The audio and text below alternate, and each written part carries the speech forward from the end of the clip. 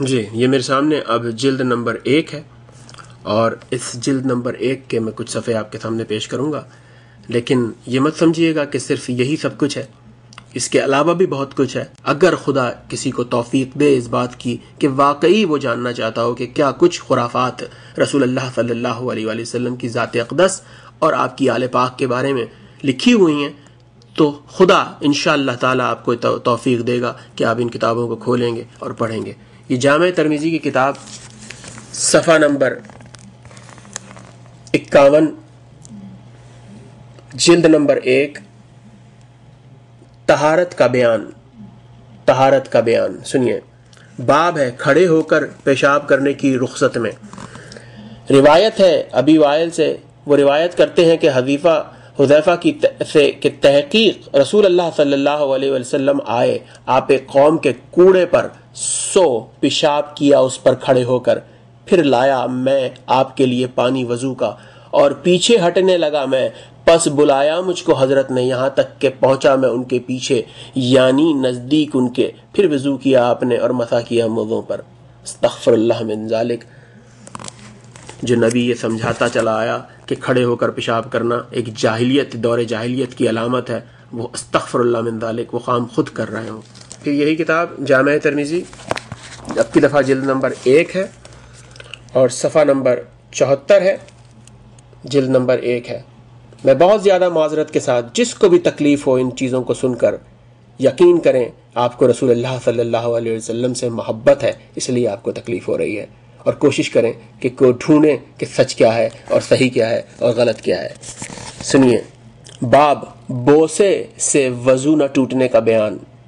روایت ہے عروہ سے، وہ روایت کرتے ہیں کہ بوسہ لے لیا رسول اللہ صلی اللہ علیہ وآلہ وسلم نے کسی بیوی کا، پھر نکلے نماز کو اور وضو نہ کیا۔ کہا عروہ نے، میں نے کہا عائشہ سے، کون وہ تھیں مگر تم؟ تو ہنسیں۔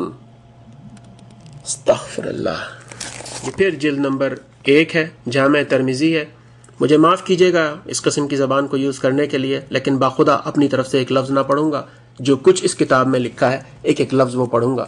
تو بہرحال یہ چیز ایسی نہیں ہے کہ جو بچوں کے سامنے سنی جائے، تو اگر کوئی بچے موجود ہیں آپ کے پاس اور آپ کے پاس اسپیکر کھلے ہوئے ہیں تو آپ ان کو برائے مہربانی کم کر دیجئے۔ جامع ترمذی صفحہ نمبر 83،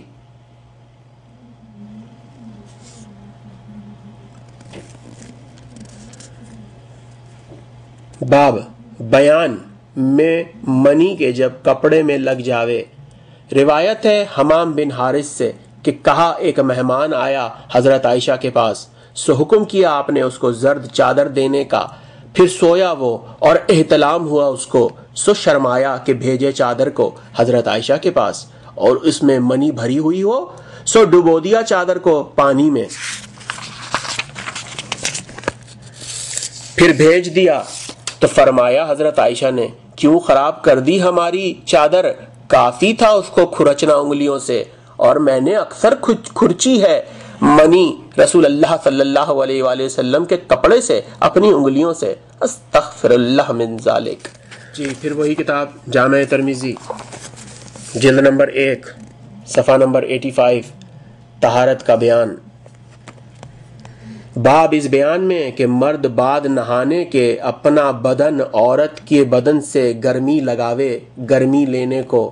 روایت ہے حضرت عائشہ سے، فرمایا کہ اکثر نہاتے رسول اللہ صلی اللہ علیہ وآلہ وسلم جنابت سے، پھر آتے اور گرمی لیتے میرے بدن سے، اور سو میں چمٹا لیتی ان کو اپنے ساتھ، اور میں نہائی ہوئی نہیں ہوتی تھیں۔ پھر جامع ترمذی جلد نمبر 1 میرے ہاتھ میں ہے، صفحہ نمبر اس دفعہ 90، جلد نمبر 1، طہارت کا بیان۔ بوس و کنار میں حائض کے ساتھ۔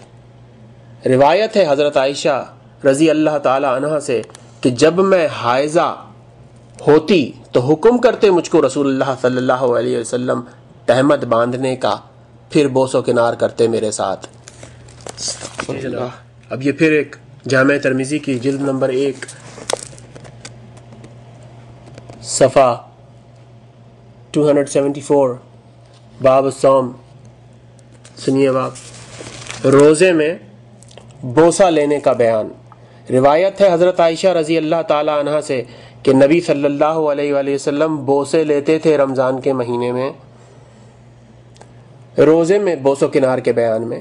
روایت ہے حضرت عائشہ سے کہا انہوں نے رسول اللہ صلی اللہ علیہ وآلہ وسلم میرے ساتھ بوس و کنار کرتے تھے اور تم سب سے زیادہ اپنی شہوت کو قابو میں رکھنے والے تھے۔ استغفر اللہ استغفر اللہ۔ روایت ہے حضرت عائشہ سے کہ رسول اللہ صلی اللہ علیہ وآلہ وسلم بوسہ لیتے تھے اور بیویوں کے ساتھ لیٹتے تھے روزوں میں، اور تم سے بہت قابو میں رکھنے والے تھے اپنی شہوت کو۔ استغفر اللہ من ذالک۔ پھر جامع ترمذی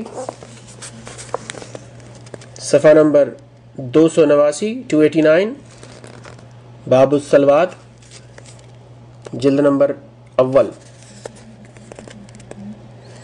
اس بیان میں کہ جنب کو صبح ہو جاوے اور وہ روزے سے ہو۔ روایت ہے حضرت عائشہ اور ام سلمہ سے جو بیویاں ہیں رسول اللہ صلی اللہ علیہ وآلہ وسلم کی، کہ رسول اللہ صلی اللہ علیہ وسلم کو صبح ہو جایا کرتی تھی اور آپ کو حاجت غسل کی ہوتی تھی اپنی بیویوں کی صحبت کرنے سے، اور پھر نہاتے تھے اور روزہ رکھتے تھے، صبح ہو جایا کرتی تھی آپ کو جنب سے۔ استغفر اللہ استغفر اللہ۔